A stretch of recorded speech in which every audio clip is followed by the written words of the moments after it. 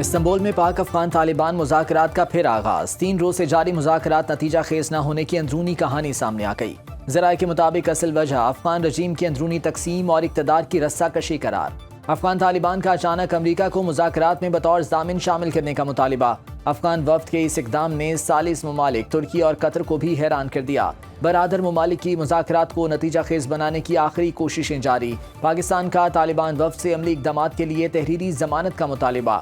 طالبان کی کالعدم T T P اور دہشت گرد گروہوں کے خلاف کارروائی کی تحریری یقین دہانی سے گریز۔ پاکستان نے واضح کر دیا کسی بھی دہشت گرد حملے کا جواب اس کے ٹھکانے پر دیں گے۔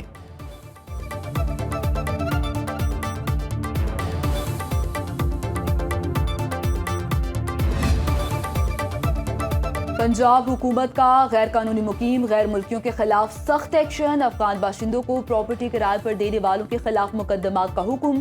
گھر، دکان، فیکٹری، ہوٹل کرائے پر دینے کی رپورٹ طلب۔ وزیر اعلیٰ پنجاب مریم نواز کی زیر صدارت امن و امان پر اجلاس۔ افغان باشندوں کی نشاندہی کے لیے مساجد میں اعلان کرانے کی ہدایت۔ غیر قانونی مقیم غیر ملکیوں سے متعلق فیلڈ سروے کرانے پر اتفاق۔ بے نامی اور مشکوک پراپرٹیز کی رپورٹ طلب۔ پنجاب میں افغان شہریوں کے لیے 45 ہولڈنگ مراکز قائم۔ وزیر اعلیٰ مریم نواز نے کہا ذمہ داروں کو پکڑا جائے، کوئی بے گناہ زد میں نہ آئے۔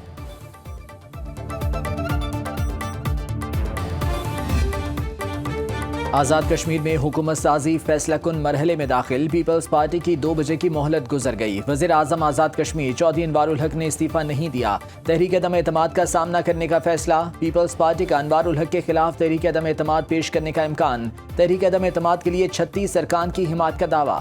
بلاول بھٹو زرداری آج آزاد کشمیر کے نئے وزیر اعظم کے نام کا اعلان کریں گے۔ چودھری یاسین اور لطیف اکبر مضبوط امیدوار۔ نون لیگ کا اسلام آباد میں مشاورتی اجلاس۔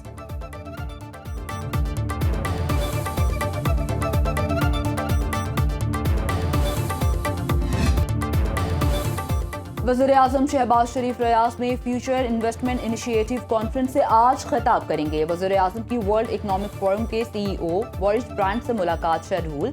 سعودی بیسک انڈسٹریز کارپوریشن کے نائب صدر حمود التجویری سے بھی ملاقات ہوگی۔ وزیر اعظم اور سعودی ولی عہد محمد بن سلمان کی ملاقات۔ فیلڈ مارشل عاصم منیر اور نائب وزیر اعظم اسحاق ڈار کی بھی شرکت۔ 2 طرفہ تعلقات، سرمایہ کاری، تجارت، توانائی اور معاشی تعاون پر بات چیت۔ سعودی ولی عہد کا پاکستان سے تعلقات مزید مضبوط بنانے کے عزم کا اظہار۔ شہباز شریف کا شہزادہ محمد بن سلمان سے ملاقات پر اظہار مسرت۔ 2 طرفہ تعلقات مزید مضبوط بنانے کے عزم کا اعادہ۔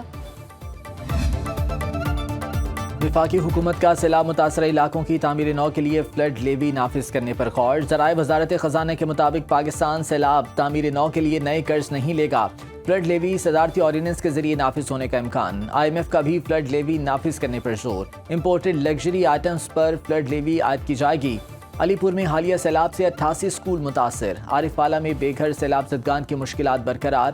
گلگت بلتستان میں حسن آباد کے مقام پر کراکرم ہائی وے کا ایک حصہ اور متعدد مکانات دریاب برد۔ ہنزا اور دیگر اضلاع کے درمیان کچا راستہ بنا کر آمد و رفت بحال کی گئی۔ ناہموار راستے سے لوگوں کو آمد و رفت میں مشکلات، گاڑیوں کو بھی نقصان۔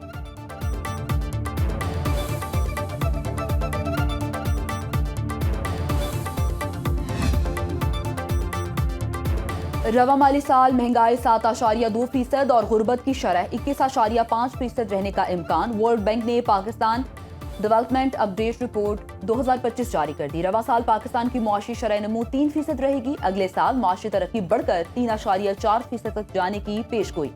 عالمی بینک کارپوریٹ میں مختلف شعبوں میں جامع اصلاحات پر زور۔ ریونیو بڑھانے، سرمایہ کاری اور کاروبار کے لیے سازگار ماحول کی سفارش۔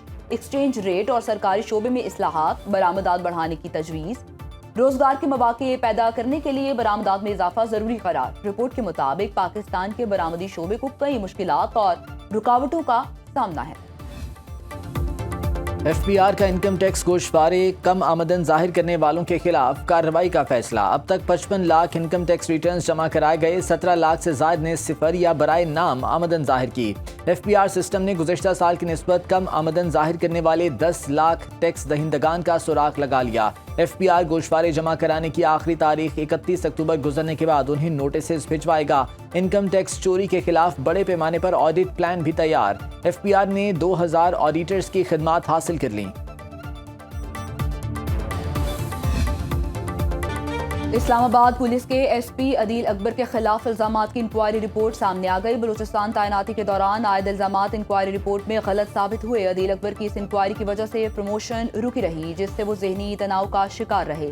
کابینہ ڈویژن نے بلوچستان حکومت کی جانب سے عائد الزامات پر انکوائری مکمل کی۔ عدیل اکبر کی بریت کا نوٹیفیکیشن 10 اپریل 2025 کو جاری کیا گیا۔ ایس پی اسلام آباد پولیس عدیل اکبر کی مبینہ خودکشی کی انکوائری رپورٹ آج جاری ہونے کا امکان۔ وفاقی وزیر داخلہ محسن نقوی کی متوفی ایس پی عدیل اکبر کی رہائش گاہ کامو کی آمد، سوگوار خاندان سے تعزیت کا اظہار کیا۔ وزیر داخلہ محسن نقوی کا نادرا سینٹر گجرانوالہ کا اچانک دورہ۔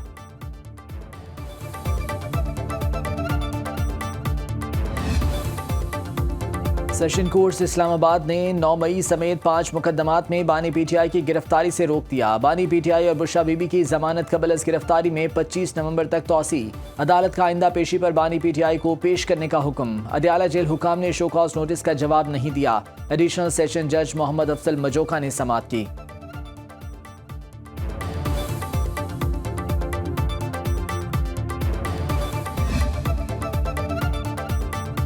بھارت سے آلودہ ہوا کا پاکستان میں داخلہ۔ لاہور دنیا کے آلودہ ترین شہروں میں آج بھی سر فہرست۔ صبح کے اوقات میں air quality index 342 record.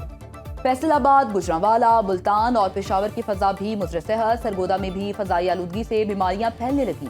Punjab حکومت نے اینٹی اسموگ اقدامات تیز کر دیے۔ ہاٹ اسپاٹس پر اینٹی اسموگ گنز کا استعمال۔ اینٹی اسموگ اسپاٹس فعال۔ طبی ماہرین کا شہریوں کو ماسک استعمال کرنے کا مشورہ۔ ادارہ تحفظ ماحول پنجاب کا 15 نومبر کے بعد بغیر گرین سٹیکر گاڑیاں بند کرنے کا فیصلہ۔ لاہور میں تمام گاڑیوں کے لیے ایگزاسٹ ٹیسٹنگ لازمی قرار۔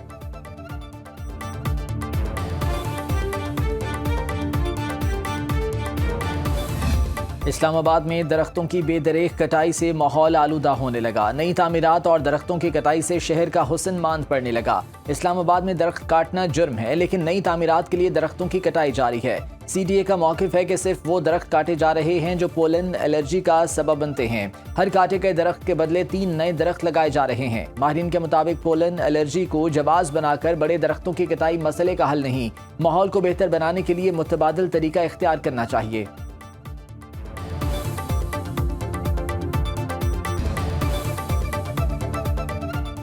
کراچی میں خودکار نظام کے تحت 6 گھنٹے میں 2662 چالان، 1.25 کروڑ روپے جرمانے۔ ٹریفک پولیس کے مطابق سیٹ بیلٹ کی خلاف ورزی پر 1535، اوور سپیڈنگ پر 419 چالان ہوئے۔ ہیلمٹ نہ پہننے پر 507 اور ریڈ لائٹ کراس کرنے پر 166 چالان۔ اسٹاپ لائن کی پامالی پر 4 اور لین اور لائن پر گاڑی چلانے پر 3 چالان ہوئے۔ رانگ وے ڈرائیونگ پر 4 اور کالے شیشوں پر 7 چالان۔ غلط پارکنگ پر 5 اور موبائل فون استعمال کرنے پر 32 چالان کیے گئے۔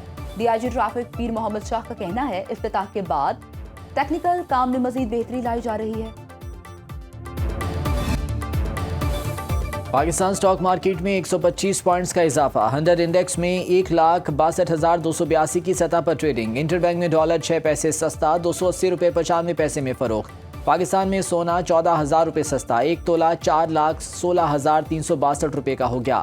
عالمی منڈی میں سونے کی قیمت $3,940 فی اونس ہو گئی۔ برنٹ کروڈ آئل $65.46 فی بیرل میں فروخت۔ WTI کروڈ کا ایک بیرل $61.17 کا ہو گیا۔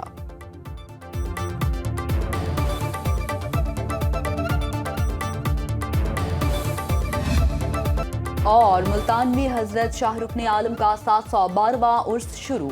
ملک بھر سے زائرین کی آمد کا سلسلہ جاری۔ عقیدت مندوں کی مزار پر حاضری اور فاتحہ خوانی۔ ملک کی ترقی اور استحکام کے لیے دعائیں۔